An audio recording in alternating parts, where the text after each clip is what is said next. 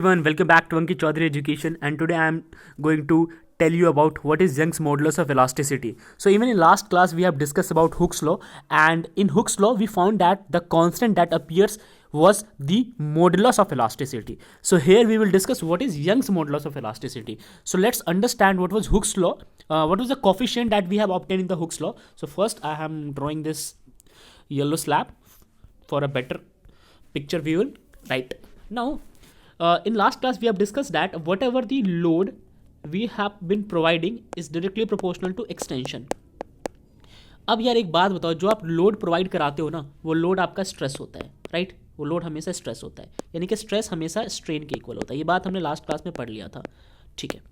अब यहाँ से अगर मैं स्ट्रेस की बात करूँ तो स्ट्रेस तो यहाँ ऐसे ही रहेगा, लेकिन जैसे ही प्रोपोर्शनैलिटी हटता है एक कांस्टेंट आता है, और वो कांस्टेंट है ई, राइट? बाकी अपनी जगह पे एज इट इज़ है, ठीक है.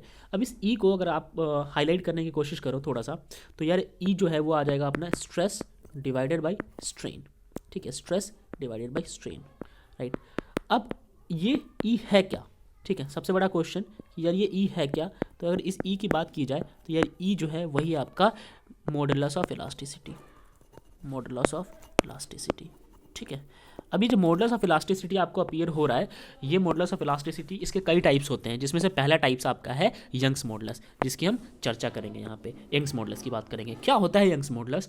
अगर हम यंग्स मॉडुलस की बात करें तो विद इन इलास्टिक लिमिट जो भी रेशियो निकल के आता है लॉन्गिट्यूडनल स्ट्रेस का और साथ में लॉन्गिट्यूडनल स्ट्रेस का, उसे हम कहते हैं यंग्स मॉडुलस. यानी कि यार एक बात बताओ, जितने भी मॉडुलस ऑफ इलास्टिसिटी होंगे वो हमेशा स्ट्रेस और स्ट्रेन के रेशियो में ही आएंगे. यहाँ पे स्ट्रेन लिखना चाहिए था मुझे, यहाँ पे स्ट्रेन लिखना चाहिए था, ओके.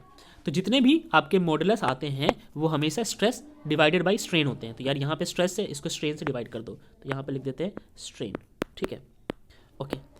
अब यंग्स में क्या खास होता है? यंग्स में खास ये होता है कि ये स्ट्रेस और स्ट्रेन का रेशियो तो होगा, क्योंकि वो भी मॉडुलस ऑफ इलास्टिसिटी ही है, मगर वो longitudinal stress divided by longitudinal strain होगा. यहाँ पे भी लिखा हुआ है कि वो रेशियो होता है लॉन्गिट्यूडनल स्ट्रेस का. इस पर आप फोकस करो. रेशियो है longitudinal stress divided by longitudinal strain. ये चीज़ बहुत इंपॉर्टेंट हो जाती है. तो अगर मेरे को लिखना हो यंग्स मॉडुलस, ऐसे लिखना हो वाई एम, ठीक है, तो मैं लिखूंगा longitudinal stress divided by longitudinal strain, ठीक है. स्ट्रेन को मैं एस टी आर से लिख देता हूँ. चलिए आगे डिस्कस करते हैं.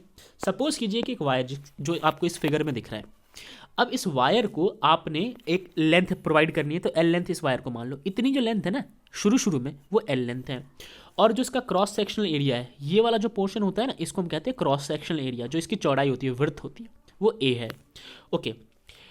अच्छा, अब आप मानिए कि क्योंकि ये यहाँ पे होल्ड हुआ पड़ा है, तो कुछ देर बाद ये इसके लेंथ में इंक्रीमेंट आ जाता है और डेल्टा एल तक ये इंक्रीज कर जाता है. यानी कि इतनी लेंथ से अब इतने लेंथ इसमें और भी ज़्यादा इंक्रीज कर गया, ठीक है, किसी फोर्स के अंडर में रहते हुए. तो आप मुझे बताओ इसमें यंग्स मॉडुलस कितना लगा. तो अगर मैं यहाँ पे यंग्स मॉडुलस की बात करूँ तो जो भी स्ट्रेस लगा होगा उसको मैं डिवाइड कर दूंगा स्ट्रेन से. क्या ये बात सही है? ये बात काफ़ी हद तक सही है. एक चीज़ में मिसिंग है, और वो मिसिंग ये है कि स्ट्रेस को हम स्ट्रेन से डिवाइड नहीं करेंगे, बल्कि हम लॉन्गिट्यूडनल स्ट्रेस को लॉन्गिट्यूडनल स्ट्रेन से डिवाइड करेंगे. Okay, done. तो हम इस लॉन्गिट्यूडनल स्ट्रेन को लॉन्गिट्यूडनल स्ट्रेस से डिवाइड करेंगे. तो यहाँ पे भी वही लिखा हुआ है कि y is equal to longitudinal stress divided by longitudinal strain. अब ये लॉन्गिट्यूडनल स्ट्रेस क्या होता है ये मैं आपको पिछली क्लास में बता चुका हूँ, और लॉन्गिट्यूडनल स्ट्रेन क्या होता है ये भी मैं समझा चुका हूँ. चलो अब आपको यहाँ पे मैं एक स्लाइड लेके समझाता हूँ अलग से भी. देखिए, तो y बराबर आ गया था अपना longitudinal stress divided by longitudinal strain. अब यार अलग से मैं बात करूँ स्ट्रेस और स्ट्रेन की, तो देखो जो लॉन्गिट्यूडनल स्ट्रेस होता है ना, वो होता है, यहाँ पे मेंशन भी है, वो होता है फोर्स अपॉन में एरिया. जितने भी स्ट्रेस होते हैं वो फोर्स अपॉन में एरिया के ही इक्वल आते हैं, राइट. और जो लॉन्गिट्यूडनल स्ट्रेन है वो आता है change in length divided by original length. याद होगा स्ट्रेन क्या होता है, ठीक है. तो ये हो गया change in length divided by original length, okay. तो इनकी वैल्यू आपने पुट कर दी. अब ये यहाँ पे मैं करके दिखाता हूँ आपको. तो यार वाई बराबर ये था F by A divided by L by ये एल. तो ये एल ऊपर चला जाएगा, ये वाला एल यहाँ पे आ जाएगा, ठीक है. ये वाला एल जो है सबसे ऊपर चला गया और ये वाला इसके पास आ गया. सेम चीज़ यहाँ पे हुई, ठीक है. अब देखो, अब यहाँ पे क्या लिखा हुआ है कि if the wire has a circular cross sectional of radius R, अगर मान लो कि इसका जो क्रॉस सेक्शन होता है, इस वायर का क्रॉस सेक्शन जो होता है वो आर होता, तो हम किस तरीके से लेके चलते हैं? तो जो एरिया है ना, अगर मान लो कि क्रॉस सेक्शन आर है, मतलब एक सर्कुलर पार्ट हो गया, उसका रेडियस आर हो गया, तो इस एरिया की जगह सर्कल का एरिया डाल देते हैं। अब देखो फोर्स अपनी जगह, सर्कल का एरिया होता है पाई आर स्क्वायर, एल अपनी जगह है और उसके बाद डेल्टा एल भी अपनी जगह है, ठीक है। तो ये हमारा जो है एक तरीके से यंग्स मॉडुलस का फॉर्मूला आ जाता है क्रॉस सेक्शन की टर्म्स में भी।